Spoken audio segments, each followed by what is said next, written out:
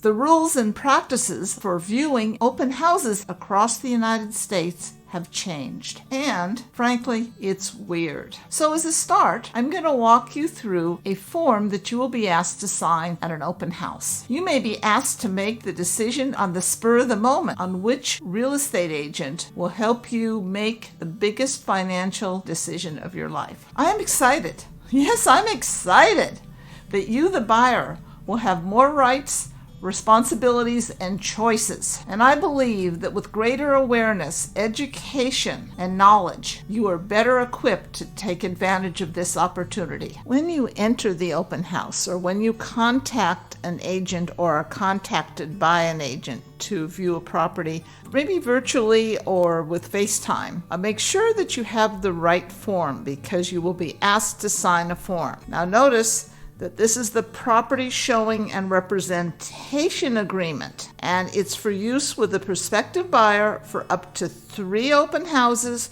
or 3 other properties. This is often used when you're first meeting a broker or an agent and you don't know whether you want them to represent you or not.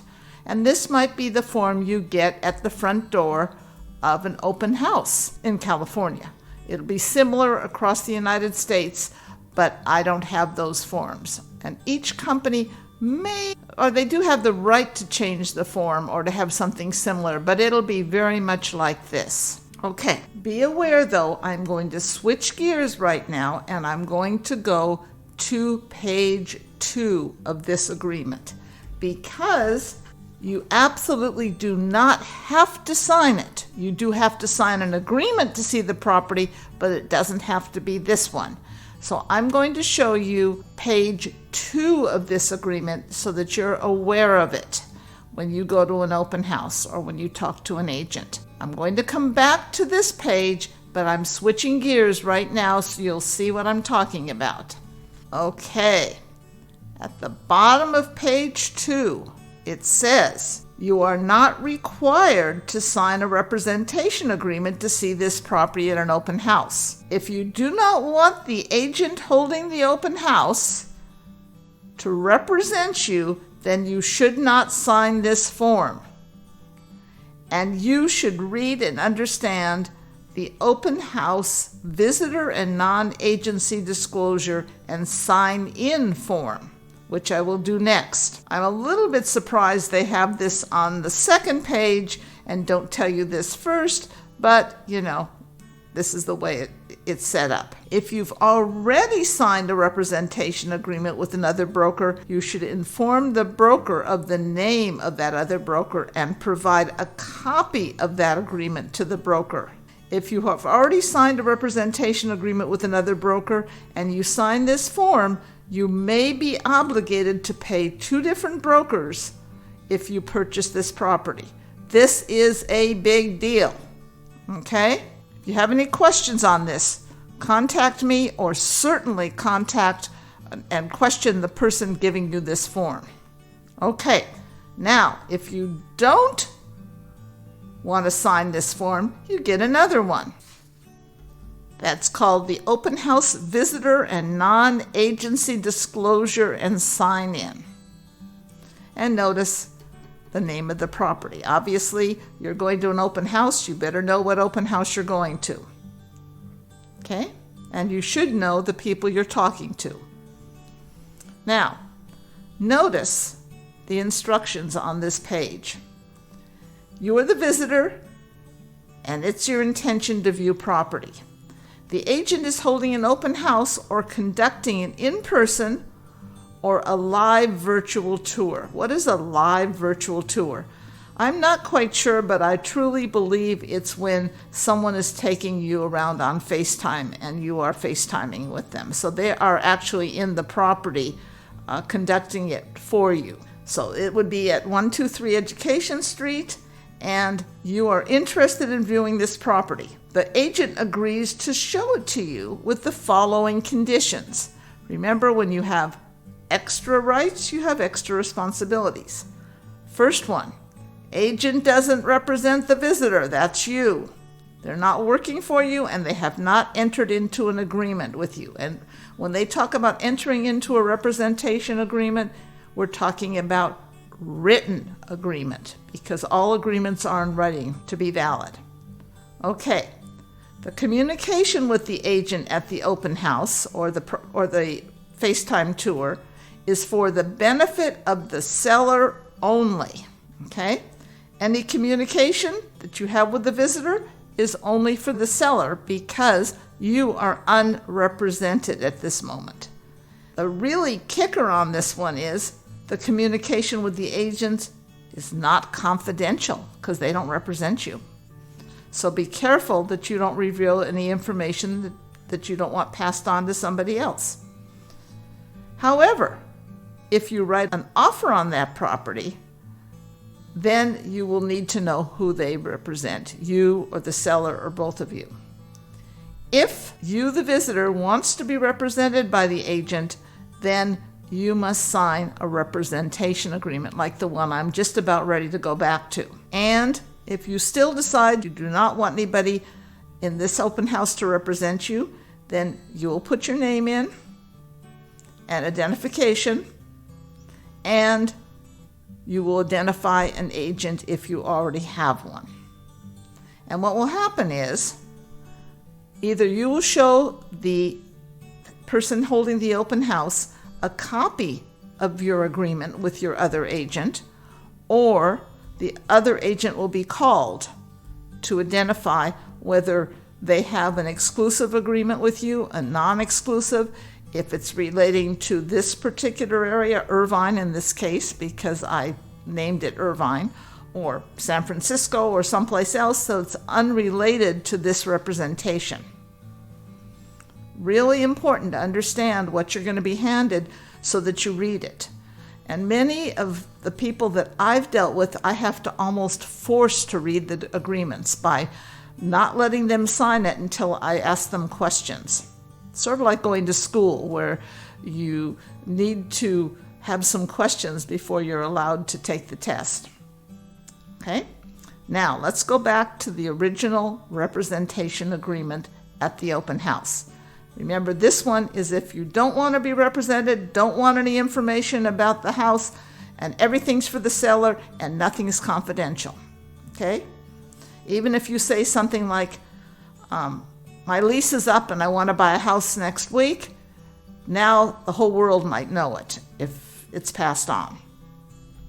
So back to the agreement that you will sign, if you want, at the open house to see the property and have some confidentiality. Now, the broker agrees to give you a tour. The buyer, you, grants the broker the right to represent this buyer. And here are the terms of your representation. And remember, the buyer is advised to read all 3 pages, and we've just gone over part of page 2, where it said you don't have to sign this. Okay, when do you want this agent at the open house to represent you? I would guess it starts today, and it ends at a certain time that you guys will decide. Maybe tomorrow, maybe this week, maybe today, maybe within 30 days because it cannot exceed 30 days. Okay? That's, of course, unless you close the transaction, meaning you've bought the house. You and the broker you're talking with will decide what your compensation should be. Okay? I recommend that you learn a little bit about what kind of services the broker will give you before you decide on the compensation. If the compensation is, I'm just going to walk you through this house, well, you got to decide what that's worth. Okay? Reminder again is all compensations are negotiable. All terms of a real estate transaction are negotiable. That doesn't mean that you'll get to negotiate what you want, but at least they are negotiable.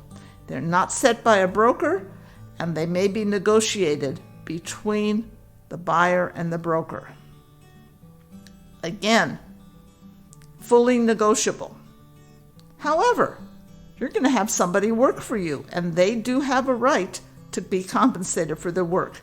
Even someone who mows your lawn has the right Someone who operates on your kidneys has the right, and your real estate broker that you've hired to do some work has the right, but you want to know what are they going to do for their right to represent you. Okay? Even if it's a non-exclusive representation, meaning you can go to other brokers and have them represent you on other properties, it is important that if they're involved and do any of the following things, this is the property they're going to represent you on and get paid on. If they're shown the property by you, even if they show it to you on FaceTime, this is really a monumental change, that you actually have a relationship with your agent and will pay them what your compensation is if they show it to you virtually on FaceTime, or if they've submitted an offer, or they've given you a market analysis or reviewed other documents with you. Maybe that's the title policy. Maybe it's a disclosure. Maybe it's a homeowner association information. Maybe it's school information. And it was introduced to you by the particular broker. This means that's when they have the right to be paid. Okay, I'm going to go back to page 2 now and talk about the top of page 2 of this agreement. And remember, you're going to get this at an open house. And my concern is, how much time will you have to go over what you sign before you go in the door? Or will there be another agent standing at the door and the seller's agent will be standing someplace else in the property? I almost think that you should have this before you ever go out into open house. And that even means whether you're a neighbor. This is serious stuff. And it is brand new, and in all the years that I've been a real estate broker, this is the most major change in the way real estate will be practiced by agents and buyers and sellers in the whole United States. In this agreement, remember, you're at an open house signing this. You've assigned the compensation you agreed on to the broker through your escrow. You're assigning it. You're agreeing to it up front. And you can cancel this agreement. Or the broker could cancel this agreement. And you give the notice to the other party on the time that you agreed to give the notice. And we've already gone over this section. The third page is pretty simple. It's where you both sign it. Now, why is this all happening? What's causing this change? And the easiest place to find it is on the broker compensation advisory. It doesn't say how the world's changed. Whoops, the world's changed in residential real estate. It talks about a compensation advisory. And if you've been a part of the media information on this, the media is talking about broker compensation because now you, the buyer, have the responsibility and the right to agree to a compensation with your broker. And I feel very strongly that you need to evaluate what the services will be and put it in writing, and also what are their qualifications? What is their education? Have they worked in your neighborhood before? Have they represented buyers exclusively in that area? For how many transactions? Or do they really only represent sellers? How well do they negotiate? Those are not in this agreement, but it better be in my opinion, in your agreement as you're agreeing to compensate the broker and deciding what that should be. Now, why is this all happening? Okay, the requirement for written agreements. By the way, this advisory is given to both sellers and buyers, so it helps explain the whole situation. But why is there a requirement for written agreements? This is pursuant to a nationwide class action settlement, and in this case, buyers are required to have a written agreement with their agent prior to showing. And that's a residential property right now. And that's any kind of tour, as we talked about. In the agreement, per this mandate, it must identify the amount of compensation paid to the broker for their services. We have an interesting situation in California because there's legislation pending and expected to become law on January 1st of 2025, where all licensees showing a buyer any type of property will be required to have a written agreement prior to the showing. Right now, this written agreement is mandated nationwide only in residential 1 to 4 units. And actually, it doesn't include tenants, but everybody that I've spoken with and the forms are now going to include tenants because the units are residential 1 to 4. Now, for this compensation advisor, we're going to go to page 2 now. And everybody needs to receive this. Notice again, the date is July 2024. That may change. Page 2, broker compensation advisory. Now, it's another explanation. And again, sellers and buyers will receive this advisory. It's a changing practice related to a seller's broker's offer of compensation. Old school, historically, for the last at least 75 years in California, many seller brokers used a multiple listing service to make an offer on how to compensate your broker, the buyer broker, who brought a buyer. So they told you in advance, if you bring a buyer to this house and this buyer agrees to it, we will pay the buyer's broker a certain amount of money. However, the nationwide settlement prohibits the seller's broker from doing this. And that's why all of this changed. It was a massive settlement because some sellers sued in Missouri and said, we didn't know that we were actually having our agent pay the buyer's broker. So now everything's changed and the buyer has power to make their choices and to pay their own broker. They don't have to depend on the sellers to do that, but they better understand their obligations, their rights, and what these forms say. Now I'm going back to the real formal buyer representation contract, and I'm only going on page 3 of 5. On another video, we will explain the formal agreement with a buyer representative.